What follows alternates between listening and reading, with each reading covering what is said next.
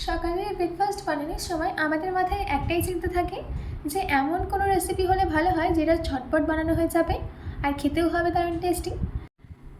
তাই আজ আমি আপনাদেরকে খুবই সহজে বানানো যায় আর একদম কম তেলে বানানো যায় সেই রকম একটি ব্রেকফাস্টের রেসিপি শেয়ার করব। আর এটা কিন্তু খেতে দারুণ টেস্টি হয়। এইটা আপনারা চাইলে সকালের ব্রেকফাস্টে কিংবা বাচ্চাদের টিফিনে কিংবা বিকেলের নাস্তা হিসেবেও খেতে পারেন। আর তাছাড়া আপনারা চাইলে এটাকে রাতের ডিনারেও খেতে পারেন। তো চলুন বেশি দেরি না করে শুরু করছি আমার আজকের এই ইজি অ্যান্ড টেস্টি রেসিপি। নমস্কার, আমি বিনু, কুক উইথ বিনুতে আপনাদের সবাইকে স্বাগত। এই রেসিপিটা বানানোর জন্য সবার প্রথমে আমি একটা মিক্সিং বোলের মধ্যেই নিয়ে নিচ্ছি 1 কাপ সুজি। তার সাথে এর মধ্যে অ্যাড করে দিতে হবে 1 কাপ টক দই। যেই কাপে মেপে সুজি নিয়েছিলাম সেই কাপে মেপেই টক দই নিয়েছি। এবার এর মধ্যে অ্যাড করে দিচ্ছি 1 কাপ পরিমাণে জল। যেই কাপে দই নিয়েছিলাম সেই কাপে অল্প দই লেগেছিল, তাই আমি এর মধ্যে 1 কাপ জল দিয়ে সেই জলটা অ্যাড করে দিয়েছি। এবার এই সব কিছুকে ভালো করে মিশিয়ে নিতে হবে। দেখুন সব কিছুকে ভালো করে মিশিয়ে নেওয়া হয়ে গেছে। এবার আমি এর মধ্যে অ্যাড করে দিচ্ছি হাফ ছোটো চামচ নুন। নুনটা দেওয়ার পর আবারও ভালো করে মিশিয়ে নিতে হবে। দেখুন আমাদের এখানে ব্যাটারটা কিন্তু একদম রেডি। এবার আমি এই ব্যাটারটাকে ঢাকা দিয়ে 10 মিনিটের জন্য রেস্ট রেখে দেবো। ততক্ষণ আমরা আমাদের ভেজিটেবলসগুলো রেডি করে নিই। তার জন্যে আমি একটা বোলের মধ্যেই নিয়ে নিচ্ছি একটা বড় সাইজের কুচনো টমেটো। তার সাথে এর মধ্যে অ্যাড করে দিতে হবে একটা মিডিয়াম সাইজের কুচনো পেঁয়াজ। ঝালের জন্য 4টে কাঁচা লঙ্কা কুচি, ঝালটা আপনারা আপনাদের ইচ্ছা মতো দেবেন। দিচ্ছি একটা মিডিয়াম সাইজের ক্যাপসিকাম কুচি। এবার এই সব কিছুকে ভালো করে মিশিয়ে নিতে হবে। ব্যাস, আমাদের ভেজিটেবল কিন্তু একদম রেডি। এদিকে আমাদের 10 মিনিট হয়ে গেছে, ব্যাটারটাকে রেস্ট রেখেছিলাম। ঢাকাটাকে খুলে আপনারা দেখতেই পাচ্ছেন যে আমাদের এখানে সুজিটা কিন্তু ফুলে গেছে। এবার আমি এর মধ্যে অ্যাড করে দিচ্ছি হাফ ছোটো চামচ বেকিং সোডা। তার সাথে এর মধ্যে অ্যাড করে দিতে হবে 1/4 কাপ জল। জলটা দেওয়ার পর ভালো করে মিশিয়ে দিতে হবে। দেখুন আমাদের এখানে ব্যাটারটা কিন্তু একদম রেডি। ব্যাটারের কনসিস্টেন্সি দেখে বুঝতেই পারছেন যে বেশি পাতলা কিংবা মোটা হয়নি, একদম পারফেক্ট কনসিস্টেন্সির ব্যাটার রেডি করে নিয়েছি। এবার আমরা আমাদের নাস্তাটাকে রেডি করে নেব। তাই জন্যে আমি একটা প্যানের মধ্যে দিয়ে দিচ্ছি 1 চামচ তেল। এবার একটা স্প্যাচুলার সাহায্যে তেলটাকে সম্পূর্ণ প্যানের গায়ে ছড়িয়ে দিতে হবে।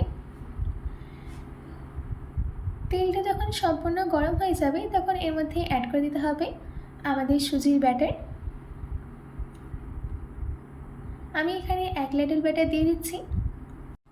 ব্যাটারটা দিয়ে দেওয়া হয়ে গেলে ল্যাডেলের সাহায্যেই ব্যাটারটাকে স্প্রেড করে দিতে হবে। তারপর এর মধ্যে অ্যাড করে দিতে হবে আমাদের তৈরি করে রাখা ভেজিস।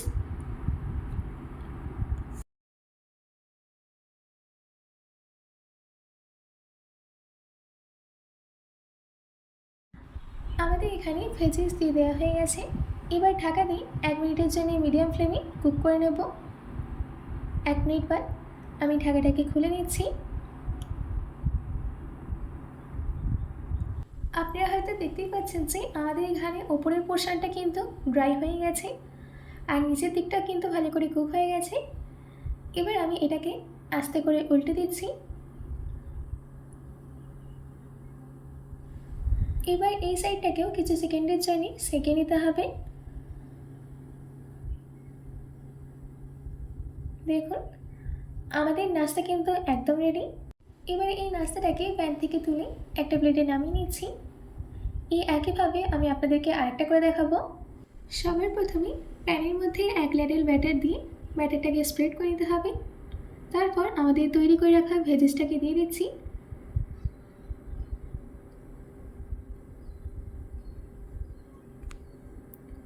ভেজিস দিয়ে দেওয়ার পর ঢাকা দিয়ে 1 মিনিটের জন্য কুক হতে দেব।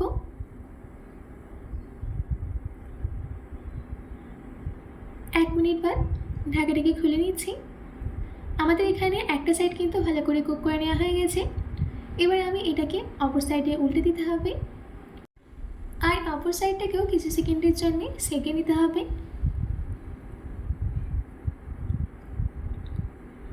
ব্যাস, আমাদের সেকেন্ড নাস্তাও একদম রেডি। এই একইভাবে আমি বাকিগুলোকেও রেডি করে নেব। ব্যাস, রেডি হয়ে গেছে আমাদের সুজি উত্তাপা। দেখুন কত সুন্দর সফট হয়েছে। আমি এই সুজি উত্তপমকে নারকেলের চাটনির সাথে সার্ভ করে নিয়েছি। আপনারা চাইলে টমেটো কেচাপের সাথেও সার্ভ করতে পারেন। আশা করছি আমার আজকের এই সুজি উত্তপমের রেসিপি আপনাদের খুবই ভালো লেগেছে। বাড়িতে এটি অবশ্যই ট্রাই করবেন ও কমেন্ট বক্সে কমেন্ট করে জানাতে একদম ভুলবেন না। তো আজকের মতো এটুকু, আবার দেখা হচ্ছে অন্য কোনো রেসিপি নিয়ে। ভালো থাকবেন, সুস্থ থাকবেন।